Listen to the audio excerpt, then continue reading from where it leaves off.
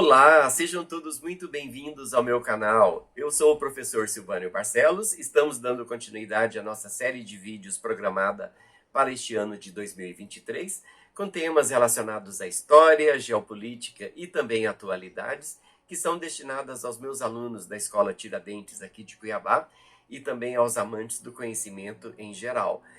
Pessoal, eu peço desculpa aí pela minha voz, né? Ela está um tanto rouca porque eu estou com uma gripe aí que me persegue já há alguns dias.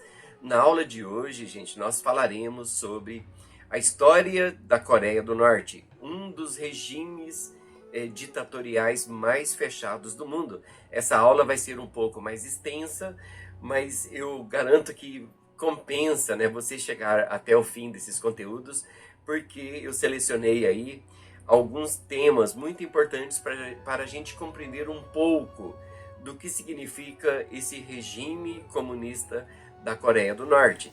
Eu espero que vocês gostem desse vídeo. Se vocês gostarem, como de praxe, né, eu peço que vocês se inscrevam no meu canal, ativando o sininho para receber as notificações e também deixando o seu like para que esse vídeo ganhe relevância aqui na plataforma do YouTube. Bom, pessoal, sem mais demora, vamos para a nossa aula de hoje. Bom, pessoal, dando início aí à nossa aula sobre a Coreia do Norte. A primeira metade do século XX ficou marcada principalmente pelas grandes guerras, suas respectivas causas e consequências, e pelo início de uma longa tensão geopolítica entre as então superpotências Estados Unidos e União Soviética. Em meio a esse período intenso e instável, é fundada em 9 de setembro de 1948 a República Democrática da Coreia. Considerada uma das nações mais isoladas do mundo, a Coreia do Norte é, desde a sua fundação, controlada por um único partido político com uma ideologia própria, o Juche, e limitada a governantes de uma única família. O contexto que antecede o ano de 1948 é caracterizado também por repressão dos coreanos e explica o caminho até a ascensão de Kim Il-sung, o primeiro líder do país. De 1910 a 1945, o Império Japonês foi responsável por ocupar oficialmente a Península Coreana a partir do forçado Tratado de Anexação Japão-Coreia. Ao longo desse intervalo histórico, os japoneses se apropriaram do território e o usaram a fim de impulsionar o crescimento econômico próprio. Medidas extremamente abusivas foram tomadas contra a população local, como trabalho forçado, exploração sexual das mulheres e deportações. Além disso, o Japão impunha elementos de sua cultura, como a aprendizagem da língua japonesa nas escolas e a adoção de nomes japoneses, e ainda forçava o recrutamento de coreanos para suas forças militares, especialmente durante a Segunda Guerra Mundial. Influenciados pelo conceito de autodeterminação dos povos e por ideais nacionalistas, começaram a surgir movimentos pró-independência entre a população coreana. Em 1919, com a morte do imperador coreano Gonjong por um suposto envenenamento pelos japoneses, uma série de manifestações contra o imperialismo japonês se mostrou presente no conhecido movimento 1º de Março. Durante a década de 1930, Kim Il-sung, que futuramente se tornaria o primeiro líder do país, foi um dos combatentes a favor da libertação da Coreia.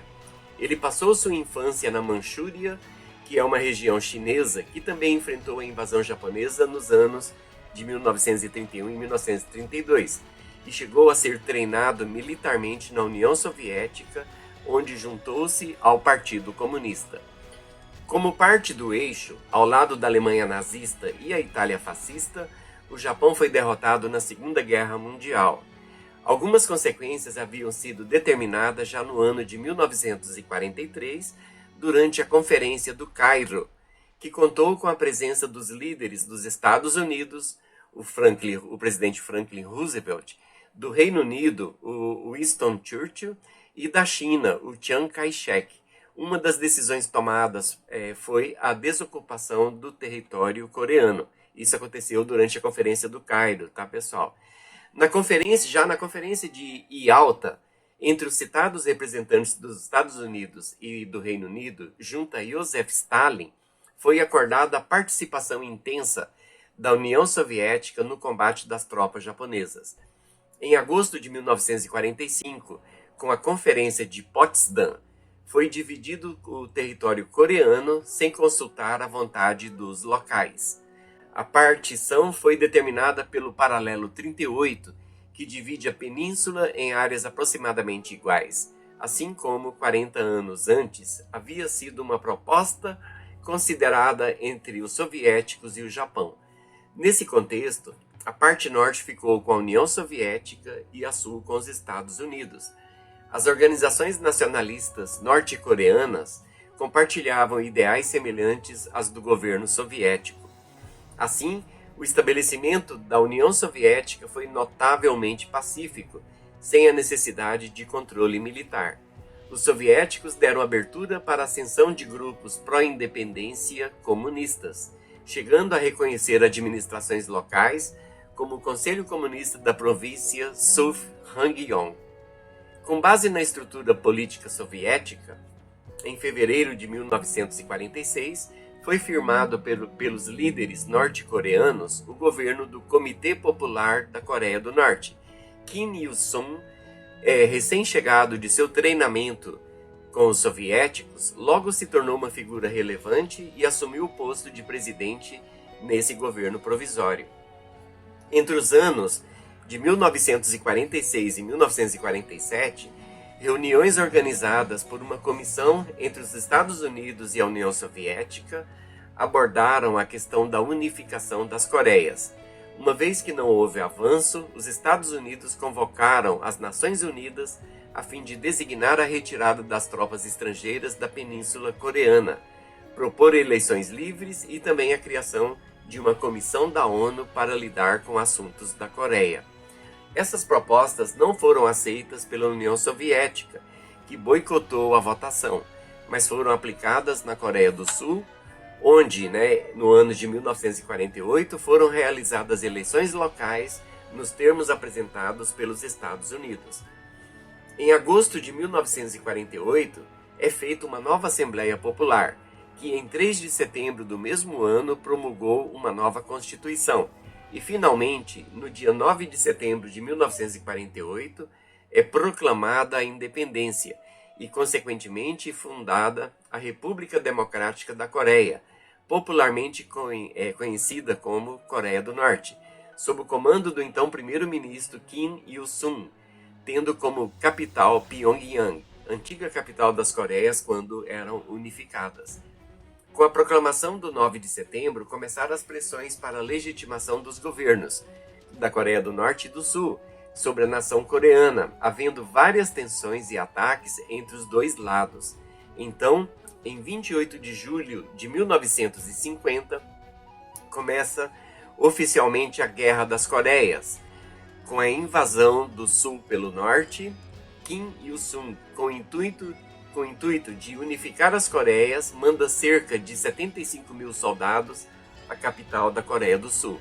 Apesar de nunca ter oficialmente terminado, os dois países não assinam o Tratado de Paz oficial. A guerra, que em 3 anos chegou a matar quase 5 milhões de pessoas, teve uma trégua em 1953, quando é assinado o Armistício de Panmunjom, finalizando o conflito armado, mas que continua com tensões. Bom, atualmente, conhecido como o país mais fechado do mundo, tendo uma relação mais direta apenas com a China e a Rússia, que foram suas apoiadoras na época do conflito. A República Democrática da Coreia tem como líder supremo o neto de Kim Il-sung, o Kim Jong-un, o comando do país sendo repassado de pai para filho, que comanda o país como com um punho de ferro, país que hoje é altamente militarizado e uma das fontes de tensão na região, não apenas pelo problema com a Coreia do Sul, mas pela rixa com os Estados Unidos. Pelo fato de seu exílio e difícil acesso, se tem pouca referência do seu funcionamento. As únicas informações tidas são dadas pelo próprio governo, por civis e também por civis que fugiram do país ou da inteligência norte-americana. Sabe-se que o país comandado por Kim Jong-un foi construída em cima de ideologias comunistas e uma ditadura super rígida, com toque de recolher, um sistema de recompensas e castas políticos sociais chamadas Songbun, onde os mais fiéis ao governo são chamados para integrar a comunidade da capital, Pyongyang. Sabe-se ainda que o país sofre com sérias inundações, causando problemas no seu abastecimento alimentar, levando sua população à insegurança alimentar grave. O país atualmente segue a metodologia e filosofia Jungche, palavra coreana para autossuficiência, onde temos a ideologia como alicerce para a sociedade, o endeusamento do líder e uma mistura de corporativismo com neoconfucionismo. A Jungche é organizada como uma ideologia nacional que visa a autonomia do sujeito e da sociedade por meio da elevação dos potenciais do homem enquanto ser social, dono e transformador do mundo. Esses potenciais são caracterizados, segundo a filosofia Jungche, por 3 características próprias do ser humano: a aspiração à independência, a capacidade criativa e a consciência. Durante o governo Trump, foi a primeira vez que houve qualquer tipo de aproximação entre os Estados Unidos e a Coreia do Norte, mas desde a posse de Biden, as relações entre os dois países e com a Coreia do Sul voltou ao estado crítico inicial, com ameaças, treinamentos e demonstrações militares e testes de armas nucleares. A Coreia do Norte também é uma das causas das tensões entre China e Estados Unidos, sendo a China aliada norte-coreana e principal fornecedora do país. Olha, se você chegou até esse ponto desse vídeo, você é muito importante para mim e eu quero te agradecer do fundo do coração porque você me ajuda a difundir o meu trabalho e também no engajamento deste canal. Bom, se você gostou do conteúdo trabalhado nesta aula, eu peço que você se inscreva no meu canal ativando o sininho para receber as notificações e também deixando o seu like para que esse vídeo ganhe relevância aqui na plataforma do YouTube. Pessoal, eu aguardo vocês no nosso próximo vídeo. Um cordial abraço aqui do professor Silvânio Barcelos e até breve.